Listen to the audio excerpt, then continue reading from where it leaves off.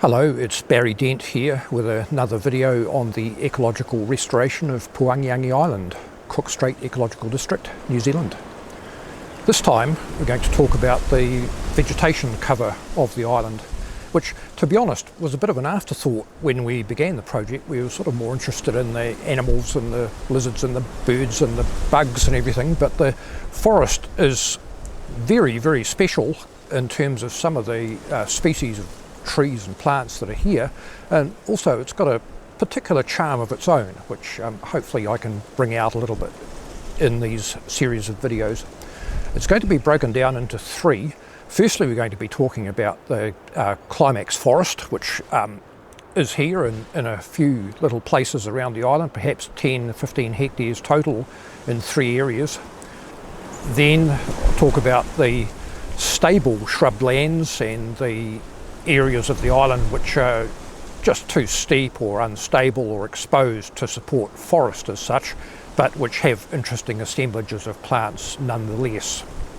Also, I'll be talking about the regeneration process on the majority of the island, from grassland to shrubland and then coming back into forest. But this one's about the forest that was saved from the match and the farming activities over the years.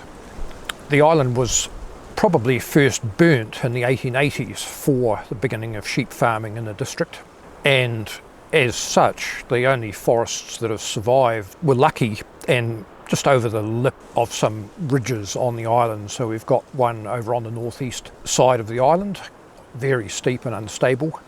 We've got another big patch of forest south of the southern high point of the island, which the flames, I guess, went over the top of and missed out. And also here, just a little bit by the house, which we call telecom bush, because it's next to the telecom arrangement that the long-term resident Ross Webber had here. This forest is very, very typical of coastal broadleaf forest. If you're in Wellington, you'd be right at home here. Broadleafs like kohi, and because of the low canopy height of the forest, trees like mahoe also reach the canopy. We have akiraho, which is actually a tree daisy, emergent nico palms, indicating the subtropical nature of the place.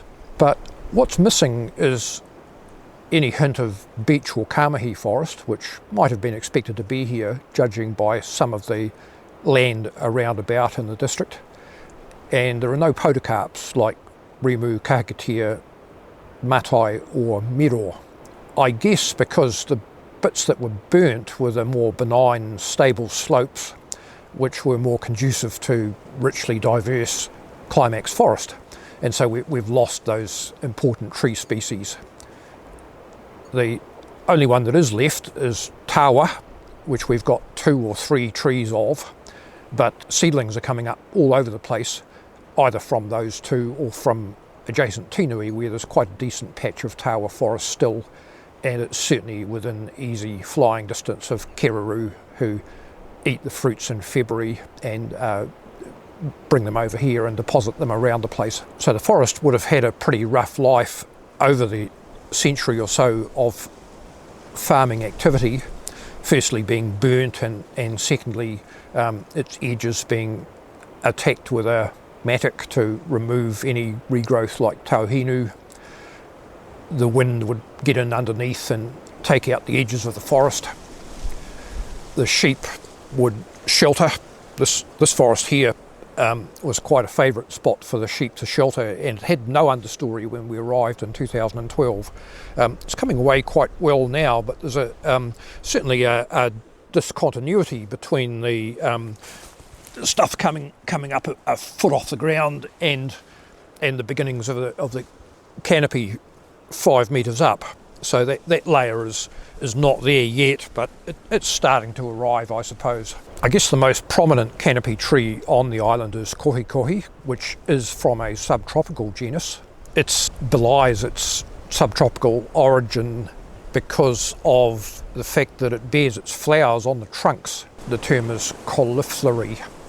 In June, the scent of little white flowers pervades the forest, and when the petals fall, to kakariki, when the petals fall, they carpet the ground in white, and then the fruits grow during the following season. The other very prominent canopy tree is Akiraho, which is the big tree daisy, and it specialises in exposed dry sites. Also in dry sites is Hino. There's quite a lot of that tree around, particularly on the drier ridges. As I say, the more benign slopes were used for farming, and the forest hung on the steeper bits. And in the northeast forest in particular, it's quite unstable, with screes under the trees and rocks piling up against the kohikoi trunks, the odd landslide and so on. But it's a very interesting place with the gnarled branches of the canopy trees and the understory of titoki, Pseudopanix ferox, and then down with the little herbaceous plants there's ringa lily, which as far as we know was brought here by early settlers as a food source.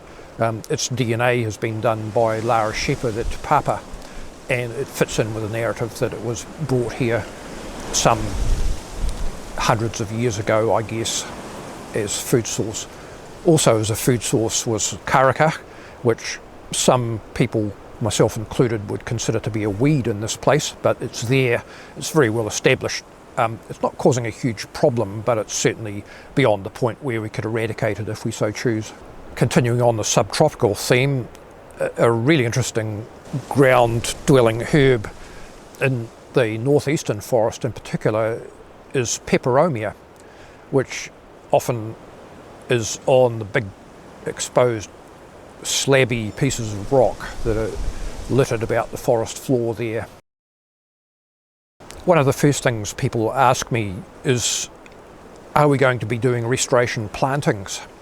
And the answer is no, because there are abundant local seed sources that are being spread around quite well, and so there's no need from that point of view. Nature will take its course quickly enough, thank you. Also, we're taking advice from our consultant botanists Chris Horn and the late Barbara Metcalf, who were quite anti the idea of restoration plantings where it wasn't necessary, taking their cue from the results at Hiniwai on Banks Peninsula, where restoration has proceeded apace with nice structure of the forest coming to the fore as the grassland reverts to shrubland, reverts to forest. My personal feeling is that the structure of the forest in a restoration planting is a little bit odd. Some of the species which you might expect to not be very prominent stay in a metastable state for quite some time.